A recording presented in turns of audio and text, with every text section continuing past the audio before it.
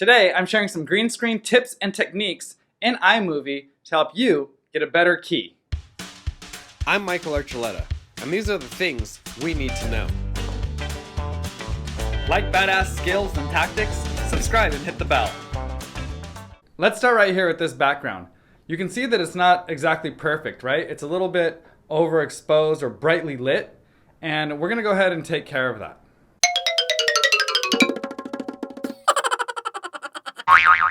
So let's go ahead and bring in a green screen backdrop and bring this down into the main timeline. And we see that we have about 6.6 seconds and 10.2 seconds. So we're going to stretch this out to 16.8. So we'll go to 17. And here we'll select green screen. Okay, from there we're going to hit this cleanup button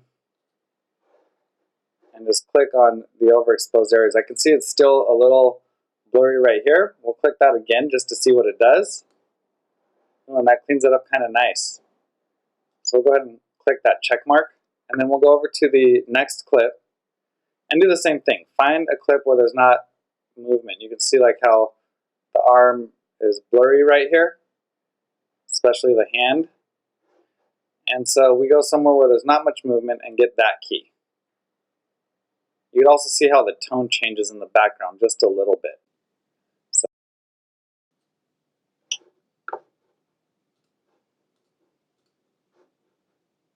ooh, and that's not good. So let's go ahead and reset that. Let's find another point to do this at. Huh. My shirt is getting keyed out. So how do I fix that? Let's go here to another part of the clip. Try again. That's clip better. There we go. That looks good.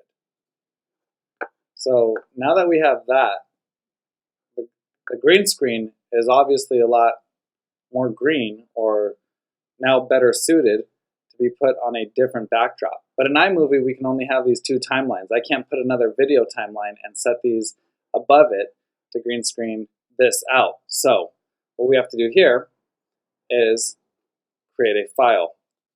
So we'll go ahead and click this button up here, the share button, click file, iMovie tutorial green screen, and we'll type in GS plate 1 and hit next. Save downloads, that's fine. We'll go ahead and let that do its thing. Cool, so that has exported. Go ahead and close that. Go to My Media Import. And we'll go to My Computer Brains here. Double click Content Created to get the most recent project up and import that. So now we can delete this. We have this clean video with a very nice green screen backdrop. Just for the sake of this video, let's use a backdrop inside of iMovie. You can import another video or photo, and I'm actually going to show something with that in a moment. But for now, let's just pull in a backdrop here. Let's use this retro one. This is pretty cool. Again, we'll stretch it out to 16 seconds to cover the duration of this clip.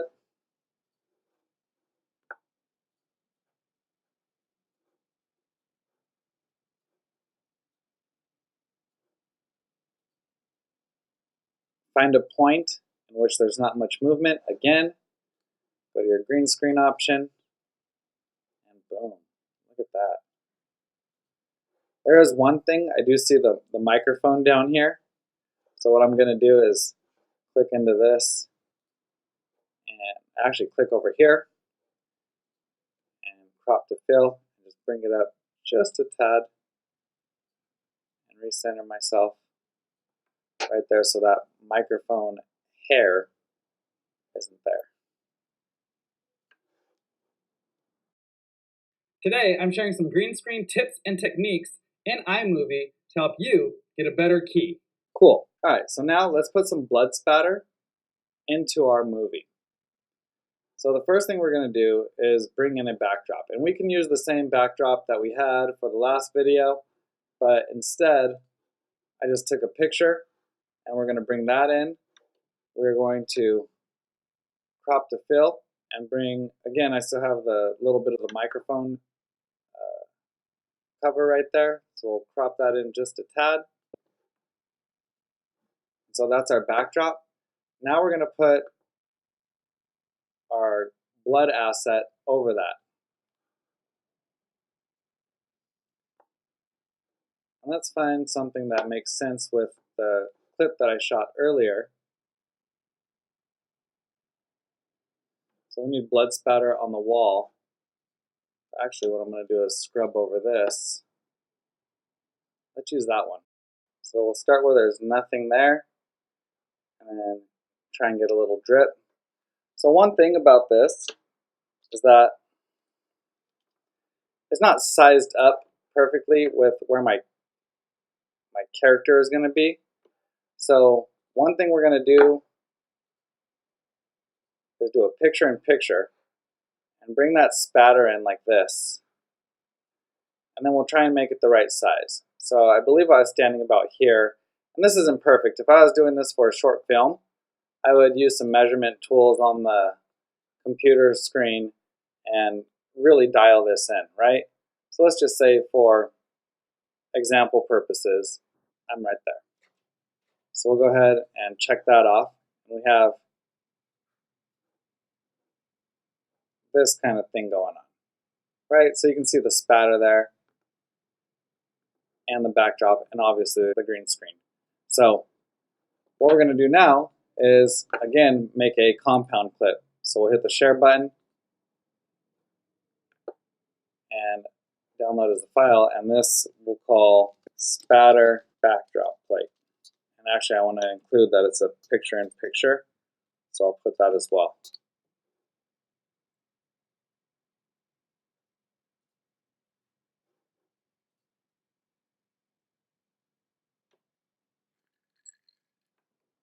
So that just took a moment.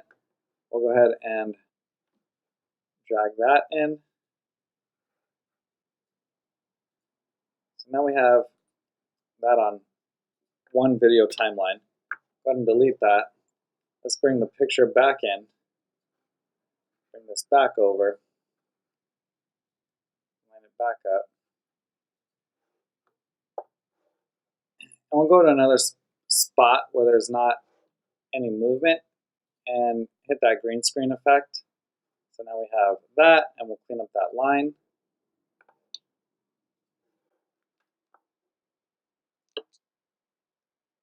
And now we have something like that. And it's a little bit green there.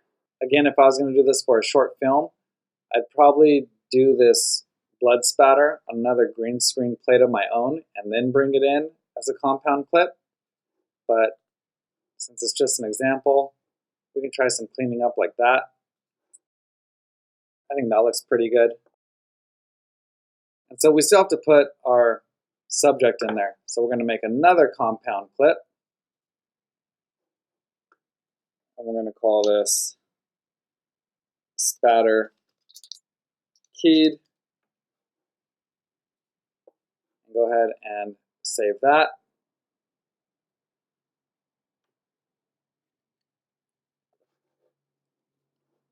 Now that that's made, we have spatter keyed right there. We're going to go ahead and drag that down into the timeline. Delete this prior part, and now bring in the part where I get shot. So drag that in just a tad. Drag this back.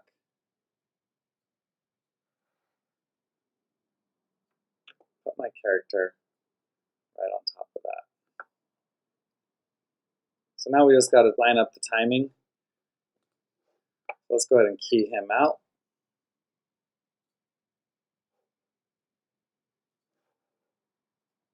This is another example, and it would have been good to do a compound clip on this asset right here. That would have gotten the background a bit more green and therefore make this key a bit better. As you can see, there's some graininess here around me. And yeah, I could try and fix that, but it's not going to be perfect because there's just too much going on.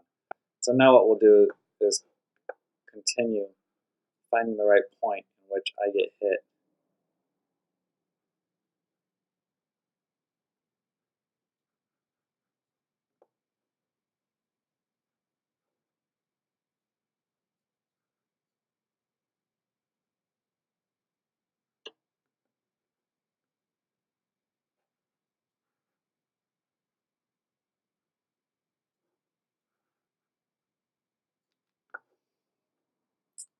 And yeah, it's not lined up perfectly. Again, I mean, maybe if the gunshot was coming from where I'm looking at, then that would make sense.